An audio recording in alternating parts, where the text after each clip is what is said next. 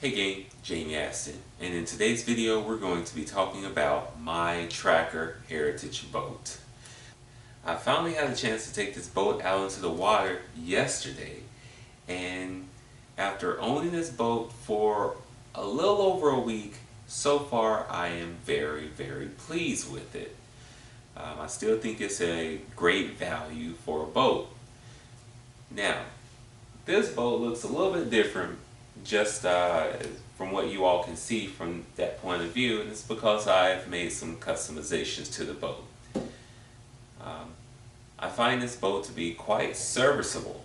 I have ripped up as much as I can where there was a screw from the bow to the side panel all the way to the back of the boat to run wires and just to find out how serviceable the boat was for myself, and I'm pleased with that. There are some places where, in hindsight, I wish I wouldn't have changed, if you see, or I would have done a little bit differently.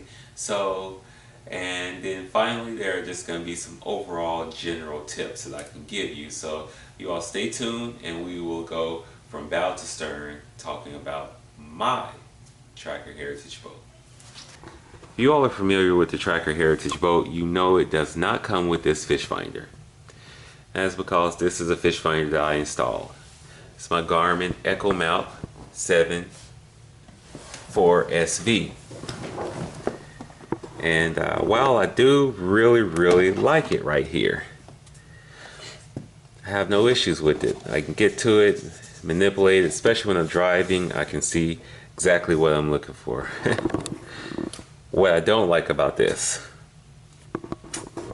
you see, I originally bought a round mount, and I thought about putting this fish finder right here and leaving the other stock one right here. If I would have done that, this fish finder would have been on the round mount and I could have pivoted it around, which would have enabled me, if I was sitting at the back of the boat, I would be able to see this fish finder. Currently, in this position, since it's just flat and I can only angle it, it is very hard to see from the back of the boat. My wife couldn't really see it. And when I was sitting from the passenger side, you got to think about this with the sunlight and glare, I could not see the fish finder just from this passenger seat. So what I would do if I was you all, I would not take that fish finder that they have stock on there. I wouldn't do it for two reasons. Number one, it just works there. Number two, in order for me to get that stock one off, with that transducer cable going through here, I actually had to cut the line. The reason why I had to cut the line is because while I could get this panel off, these screws down here, they are a pain. Oh, you can't even see the screws. Oh, yeah, you can. One and then two right there. Those screws are a pain. You have these 1, 2, and 3 screws right here. That panel lifts up.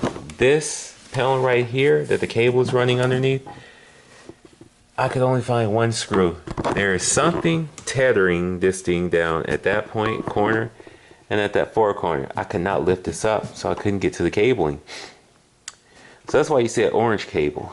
I taped that because that's part of my Garmin's transducer cable.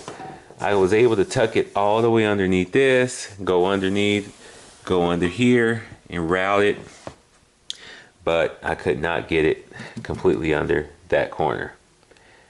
That's because you have your hydraulics cable and everything else. It was just so tight. So I painted orange just so that any one of us fishing would see it. Do not touch that cable.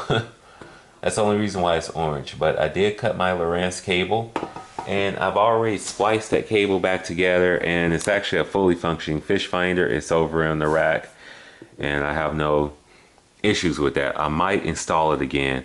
What I'm thinking about doing is going ahead and buying that round mount because I returned it. I'm thinking about buying it again, putting this Garmin right there on the corner, and putting that old fish finder right back where it was. Running the wire again.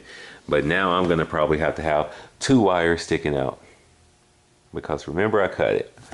So don't make that mistake. I would say that. Alright, this leads me to my transducer. This is my Garmin Echo Mount transducer. It's side imaging and everything else. And if you notice, I have it mounted on the transducer block. This is a transducer block, and I have it epoxied to my boat. Now, if you know anything, a lot of times polyurethane and everything can't be painted or glued. So, and I'm using epoxy. And the only way this is sticking is I took a half bit drill and I just kind of went halfway into this in strategic locations. And then I took a Dremel and I went in at an angle around it, making like a star pattern in the hole. This way the epoxy sticks nicely, marine epoxy sticks exceptionally well to aluminum, and when it goes inside of this poly, what it's going to do is essentially make a mold, a tree mold. So it's going to be branched out into each one of these holes, so even if it doesn't stick well, it's going to grab it. What you see around here is marine sealant, 3M 5200, and it's going all the way around, so this thing is sealed up. Now, you notice it has two holes on this transducer block. These are filled in, they're not drilled. I did not drill any new holes into my transom. What I did was I used the original holes that Tracker drilled into the transom for that Lowrance transducer. Down here you have one hole. These two holes down here were the original holes for the transducer mount. This hole was for the cable hole. Just like this one, I reused the same hole for that Tracker had for this cable guide, and I just applied not only their same rubber and steel washer or aluminum washer. I'm not sure which one it is. I didn't use a magnet. I used some goop, marine goop on that. But down here I used the sealant, and this is goop. I just put goop in here just because. But none of these holes go all the way through. So, and that was to protect myself with the warranty. I did not drill any more holes. One thing I didn't notice on my boat, should have said something at the dealer, it has this dent. This was stock, and right here there's a dent, you know, but none of it looks, there's not a hole anywhere in it.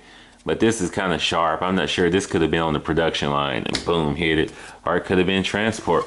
I'm not sure, you know. Anywho, but that's that. Since we're back here, just to go ahead and show you, I did put a different transom saver on here, just a West Marine one, and it works out nicely. Let's go back to the boat. You know, I told you all that you should seal your lights. I didn't. I'm probably going to replace them with some real waterproof lights. I did take the cover off of them and everything. It looks like they're sealed for the most part, the wiring and such. Down here there is a drain hole if water gets into it, you know, but you know, your miles may vary what happens with your lights. So just always be careful and watch those, because the reason why we're trying to seal them, just don't want them to go dead on you and not work while you're trying to trailer that thing, and now no one can see you and you don't have anything to repair it with. So always be mindful of it. Check your lights, make sure they are sealed enough, no wiring is exposed so the water can't damage it. Alright, so we're back in this position.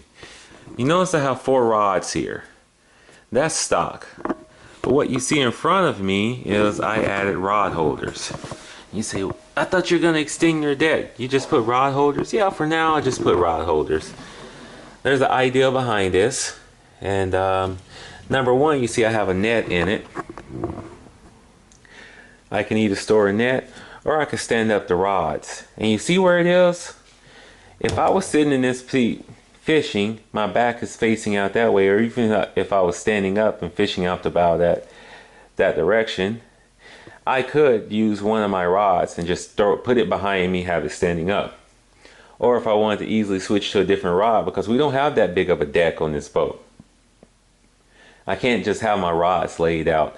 I was going to strap my rods down. I might be able to do it in front on this side, since the Livewell is extending this area, be able to lay a fishing rod down to be able to pick it up and grab and swap. But right now this is my solution.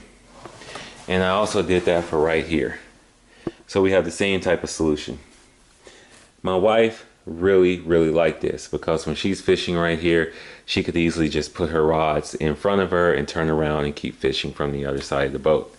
when we're traveling, when we start back driving the boat, we could easily just put a couple of rods standing up right here, or even put the rods standing up right here. The rods do not impede your vision. Now, which leads me to my next thing. This seat will be in your way when you drive in this boat. Now, I don't even have the seat raised up. But just imagine when that seat is raised up on that 13-inch or so pole, it's going to be raised up and it is truly in your way. It is in your way. What we had to do was take that seat off. Thankfully, it's easy to do. You can just pop it off. You know, I just took it off. You can lay it down and you'll still have the pole sticking there. You don't have to pick that up. But now you have this seat that you have to put somewhere. And then you have to put it back on every time you stop fishing or so, if that's how you're fishing for the day. That's kind of tacky. One of the things I'm probably going to do next time, I'm not taking my bow seat with me. I'm just not going to take it. I like to stand up and fish anyhow, so we'll just do that. My wife has even decided that she might not even want to take her seat back here. We'll just use our plane seats to drive in and put these away. But definitely this seat is in the way, so that's something for you all to consider. There's one of my other fish finders. The Livewell worked out well. You see I cleaned it out. It still has some water in here, but we did have a fish in here. The aerator, everything worked out perfectly fine. No issues there. Just with anything, make sure you clean it out. You don't want a smelly boat, so if you have fish in there, when you get home, spray it down with some type of cleaner and then rinse it out. Really good. All right, so let's take a look up front. And you say, I know that's a trolling motor. No, I haven't recessed it. I am not going to recess this foot pedal. This deck is super small, people. It is really, really small. You know, you can look at the specs, but in reality, it's very small. You just think about this. There's the hole for the seat, and you have about 2 inches until you're off the deck. And I mean from the base plate. You can see the outline of the base plate where it's raised up. That's the center of the base plate. 2 inches or so, maybe 3, but that's it until you're off. When you're on this boat and you're sitting down, it's all great when you're facing outwards, but when you turn around, you have a 15-inch or so drop right there. One of the things I did was I put a cooler right here, so I could always turn around and be able to either step on the cooler or step on this Livewell. You know, because that is a real drop when you have that seat mounted up here, 13 inches from the floor. You're sitting down, and now you have this drop off. All right, so again, I'm not going to mount this because I found myself wanting to use my right and my left foot just at different times, especially when I'm standing up. One leg can get tired. I can always move back. Let's look at this contraption. These are Scotty extendable rod mounts and such. That one's pretty tough. I have it tighter than the other ones. And this base plate right here, this is one of the cutting boards. I showed you all that transducer mount block, but before I bought one, I made about 5 of them out of poly cutting boards. And none of the cutting boards I found were over 30 millimeters thick. So I had something to do with it, and I said, you know what? I'm gonna make a mounting plate. That way I don't have to keep drilling into my boat. I just have these 2 screws on either side, 1 and 2, and I can put the 4 screws for the mount. Even if that mount breaks, I have more, like I said, that I made, I can just put it back in. But this is, you know, to me, it's kind of a game changer. I can see if I can put this on with one hand. Great. This fish finder, I can use this if I'm standing up or sitting down. I can use it if I'm standing up or sitting down. You all see that?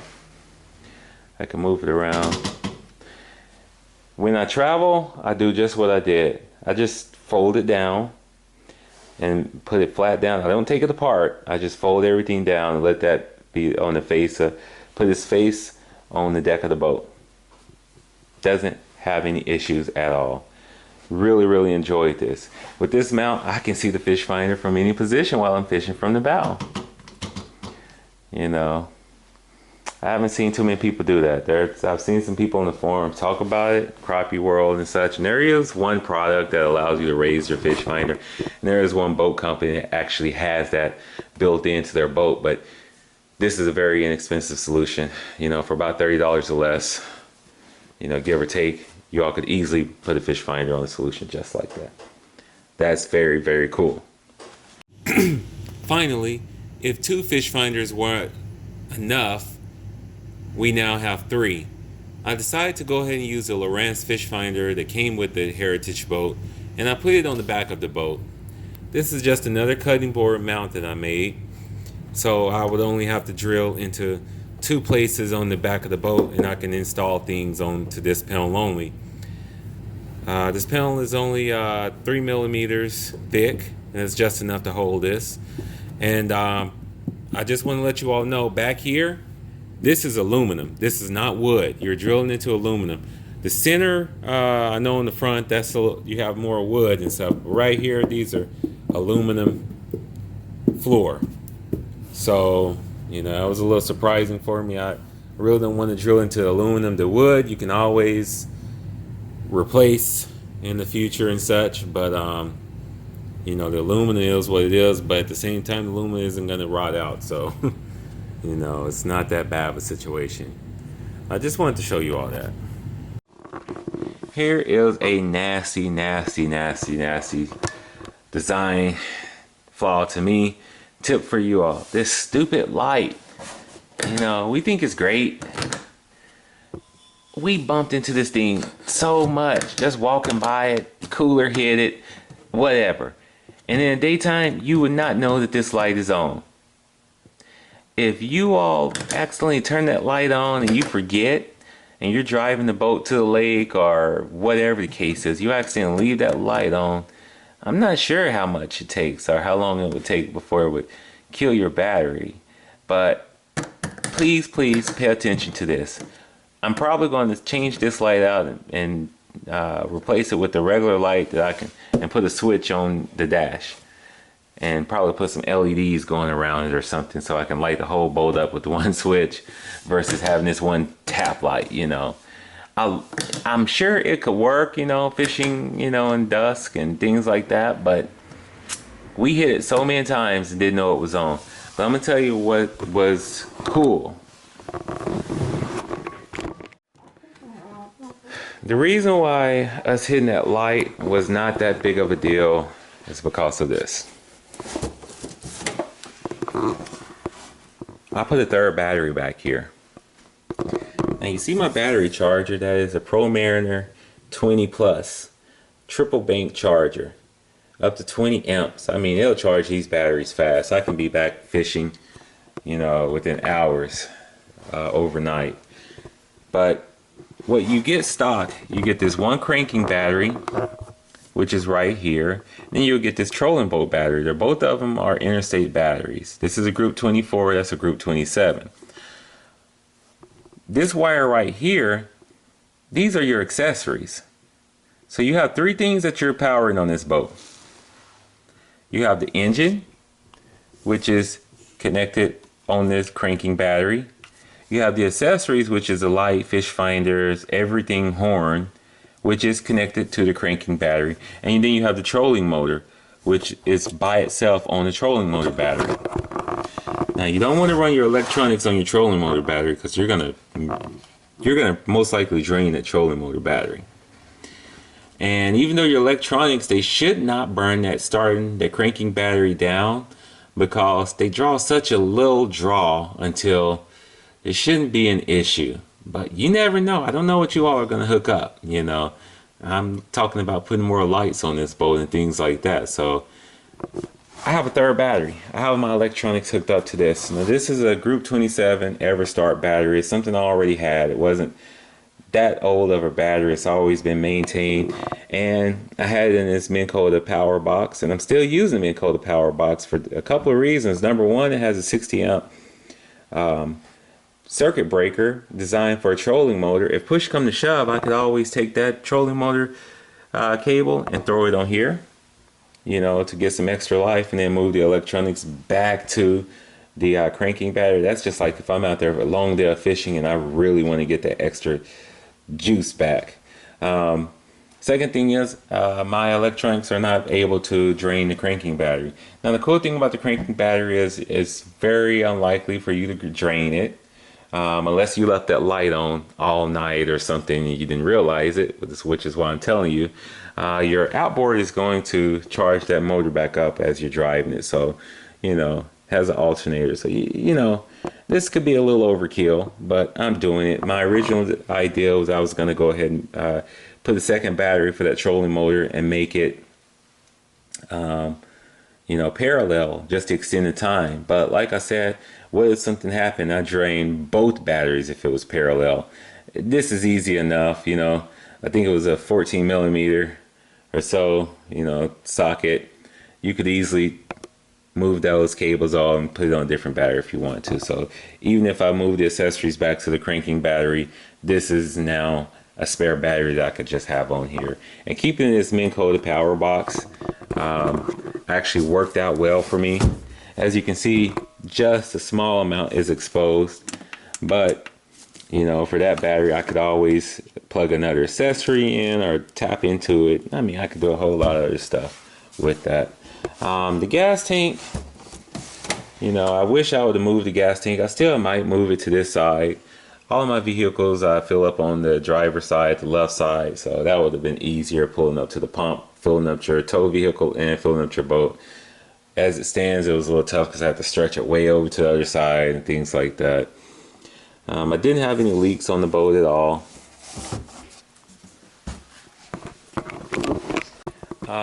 What I would say is replace your transom straps. These straps, while they work, you know, easier straps would be some that ratchet, you know, and crank down. That's what I'm going to be changing to. These, once you get it to where you want to have it tight, it is pretty doggone tough to fold that thing back in to where it actually lock. So, you know, upgrade those straps. You'll be happy. That was my tip to you. You will be extremely happy if you upgrade those straps. I haven't yet, but I will soon. The wiring under here, you know, is I'm not gonna turn the light on. I'm not gonna pull any of it out, but it's just right underneath the dash. You know, you just cut a zip tie and it all falls out. You can easily put your transducer, your fish finder on it. I forgot to tell you. And that goes the same with the wiring for the for the fish finder up front. This wire is going underneath this panel. This panel was a little tough to get off, but it was, you know, at the end of the day, got it off. You have your trolling motor power, but right underneath here, there's already a wire ready to go with crimps on it for you to install your fish finder. So you don't have to run any wire for your fish finder. I did run wire underneath here. I'm not sure if you all can see anything, but there is a cable with a loom that I just tucked under here. And that's because my Garmin Striker communicates with my Garmin Echo mount. They can share information. So I went ahead and wired those together and just tucked the cable, you know, and then ran it up to it. I think that's about it. I need to get that cover on this boat and put it away. We're about to get more rain and we have a really busy week, the office, so this won't come out until the weekend anyhow. But I need to get the cars back in here. I hope you all have enjoyed these tips and the information about the boat. I hope you all, if you like what I do, please subscribe. If you have any questions, please leave a comment. You know, I don't have too much video to show you all where I did rip the boat apart, but I do. It's a very, very frustrating time. I would highly recommend that you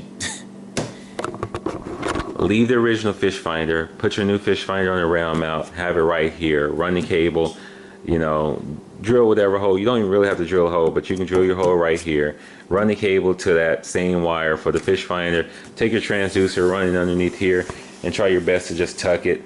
If you can get this off, great. If you can find out why this thing is stuck on, even better. I would love if anyone can tell me how to get this panel off. If anyone, it's the same as on the other trackers, but if you can tell me how to get this panel, what is it tied to down here? Because I would love to finish tucking that wire under, and maybe if I can get that wire tuck, I'll go ahead and put that Lorenz fish finder back in on here as well. But yeah, my wife and I really like this boat. We have enjoyed it. It's been a long time coming. At this point, I'm not gonna do too many more modifications. I have some stuff over here that I was already starting on. That's wood and pedestals and stuff, but I'm gonna pretty much leave it just like this. She asked me, Jamie, why do you have to get everything new and modify it?